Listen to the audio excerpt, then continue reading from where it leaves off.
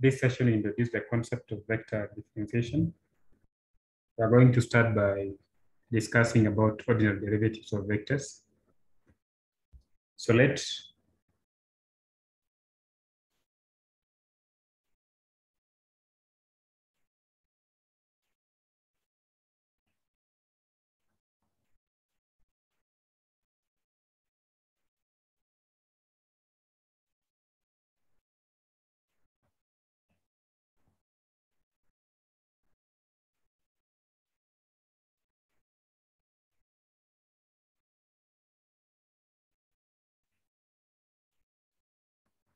let R be a vector depending on a single scalar variable u. Then we define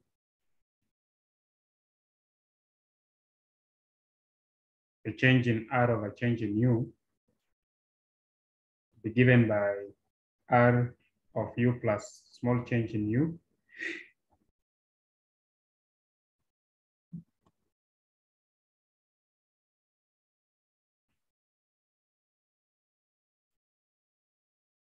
so where this represents a small increment in u.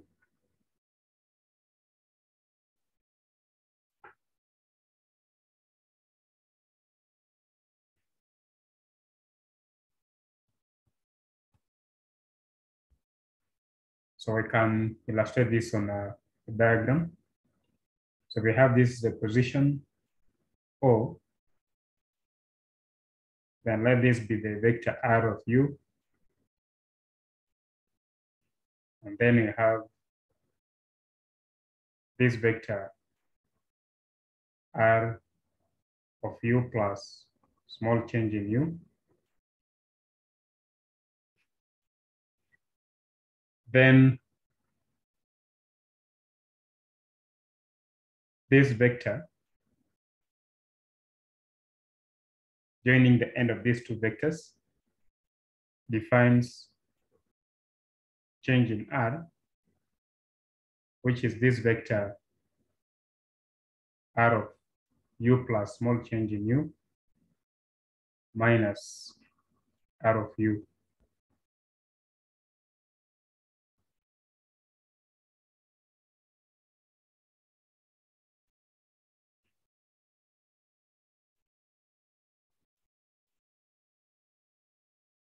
So I have this case that these two vectors R of u plus change in u over another one R of u. So if we call this point A, then this point B. So AB is a vector OB minus vector OA. So which we are defining to be the change in R. So the ordinary derivative of this vector R of u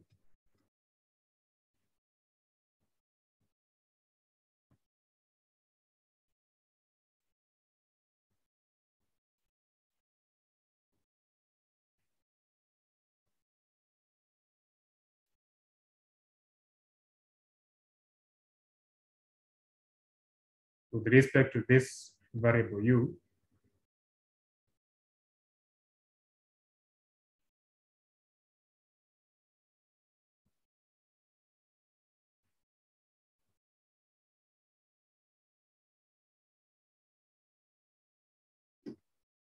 is given by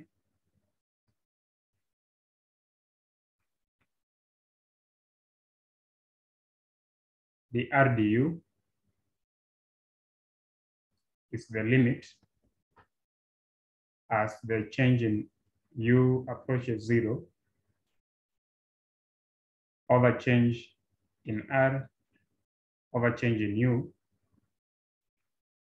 which can be written as limit as small change in u approaches 0, R of u plus small change in u minus R of u divided by change in u, provided that this limit exists.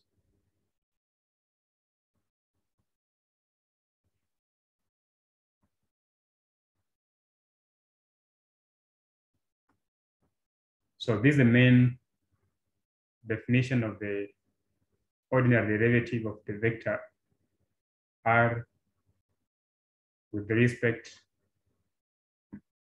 to the scalar variable u.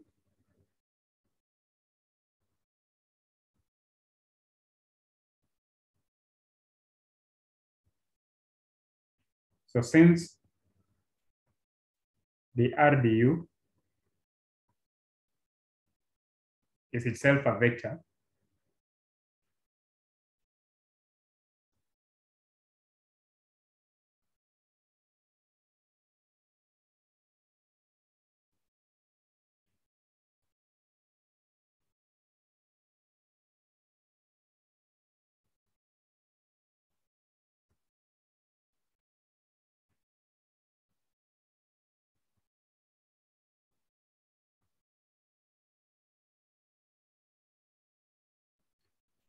so since this quantity is also another vector, depending on u, we can also define its derivative. And if this derivative exists,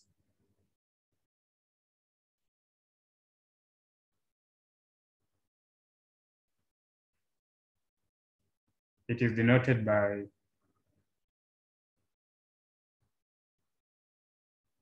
d squared r, the u squared, the so-called the second derivative.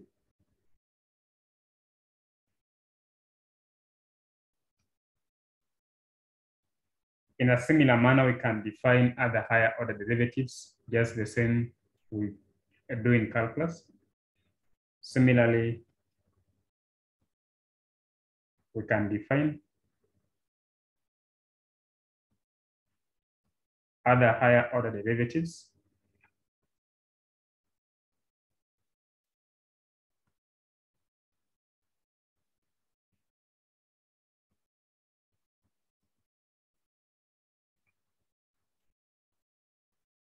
E.g., we can define d cubed r, the u cubed, which we call third derivative.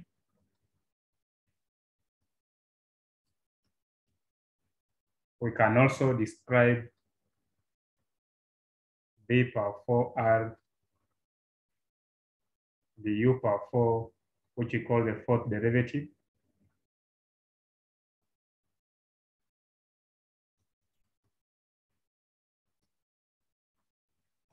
And we can do the same thing up to the nth derivative of this vector r with respect to the variable u.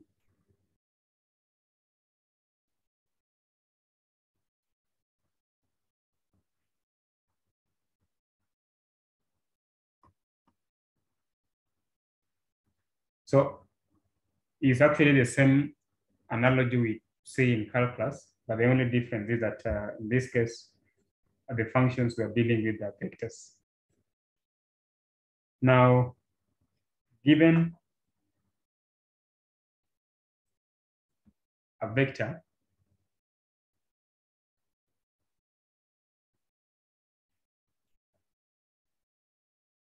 can call it a theorem. Given that we have a vector r depending on u, given by x of u, I plus y of u, j plus z of u, k, where x, y, and z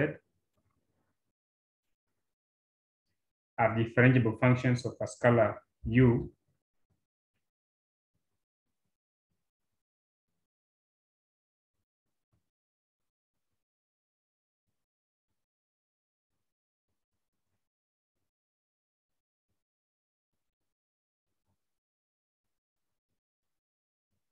then the derivative of this vector with respect to u is the same as derivative of x with respect to u plus derivative of y with respect to u, j, plus derivative of z with respect to u, k. Now let's quickly go through the proof of this.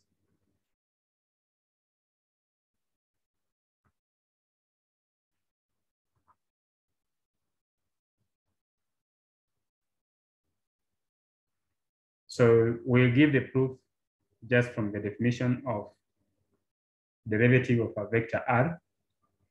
So we know that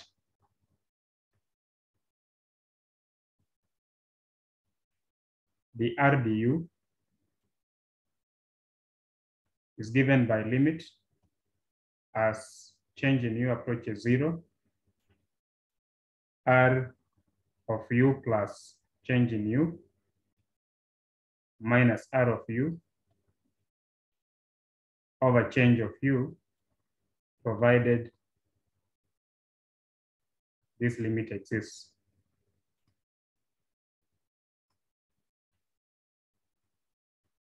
So this is how we define the derivative of the function, vector valued function r of u. Now, r of u is given by x of u I plus y of u j plus z of u k, which implies that to define r of u plus small change in u would be given by x u plus change in u I plus y u plus small change in u j plus z u plus small change in u k. So then a limit as change in u approaches 0 of the difference between r of u plus change in u minus and r of u over change in u, which defines the r du, will be given by limit as change in u approaches 0 of, now r of u plus change in u is given by this. So we have x u plus change in u I plus y u plus change in u j plus z u plus change in u k minus x of u I plus y of u j plus z of u k. Then we divide by change in u. We should be able to see that this result is the same as limit as change in u approaches 0. Now I put like vectors together. So this will be x u plus change in u I minus x of u change multiplied by I over small change in u, and then plus y u plus change in u j is minus y of u j plus z of u plus change in u k minus z of u k. Now, this expression will not lose the meaning if we put brackets at these locations.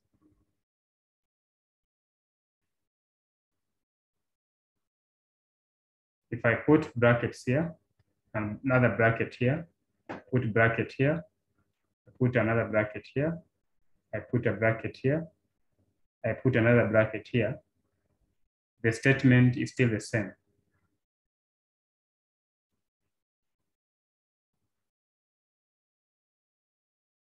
So which means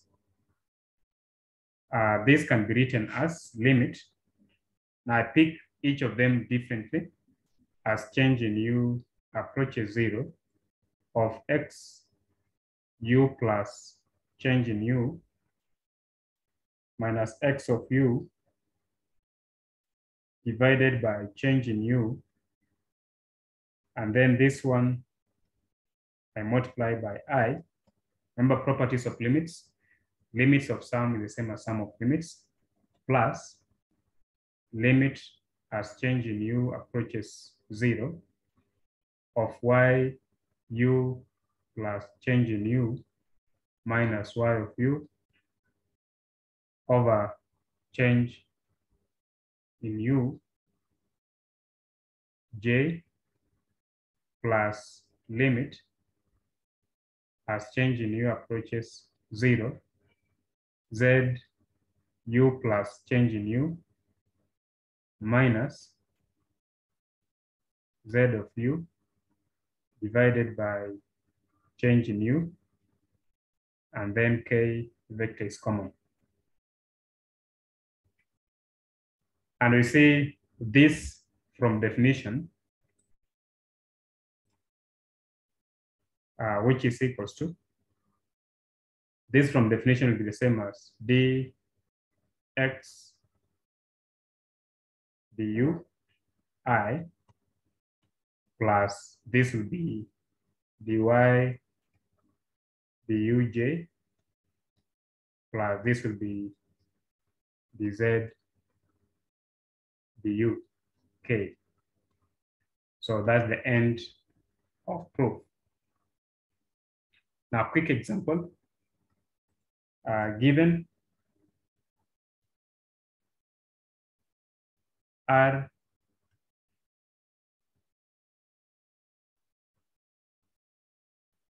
of u is given by sine ui plus cosine of uj plus uk, find 1, the r du, Roman 2, d squared r du squared, Roman 3, magnitude of the r du, and lastly 4, magnitude of d squared r du squared.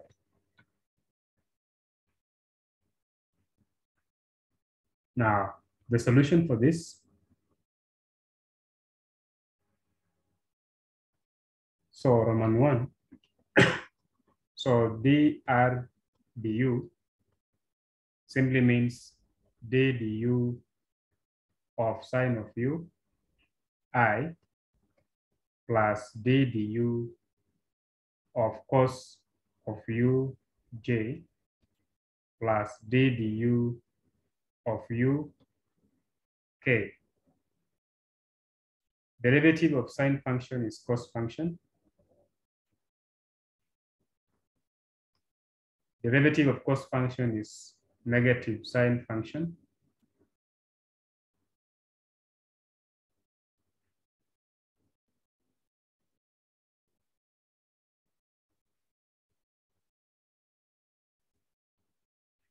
D du of u is 1. So that's what we have. And then the second derivative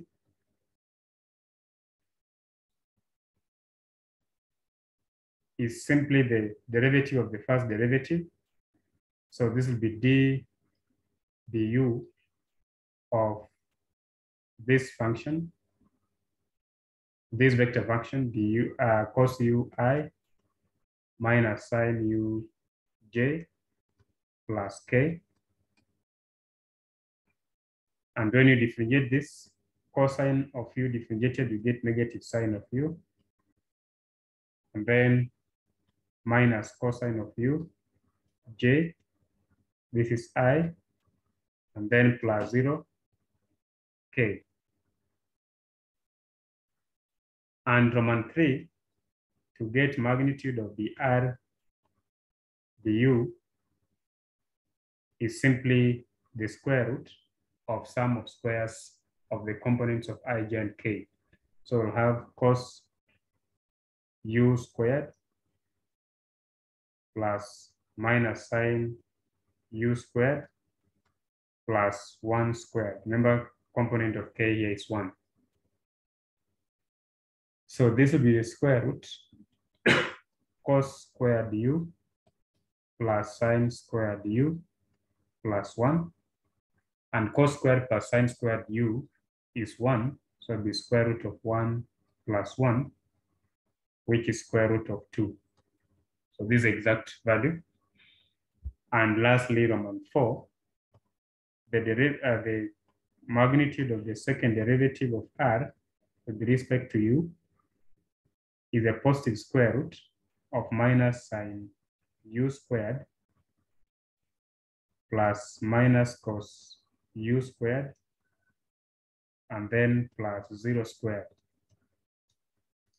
which is square root of sine squared u plus cos squared u.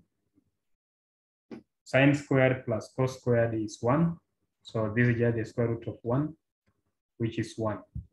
So this is a correct solution to this given problem.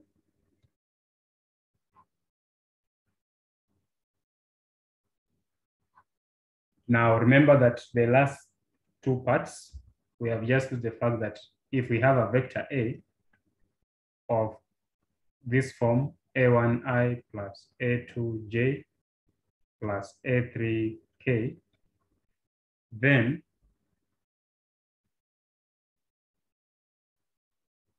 magnitude of vector A is simply given by the positive square root of the sum of the squares of the components of the vectors. So this is by definition. So this is the fact that you have used for part 3 and part 4 to get the solutions. Thank you.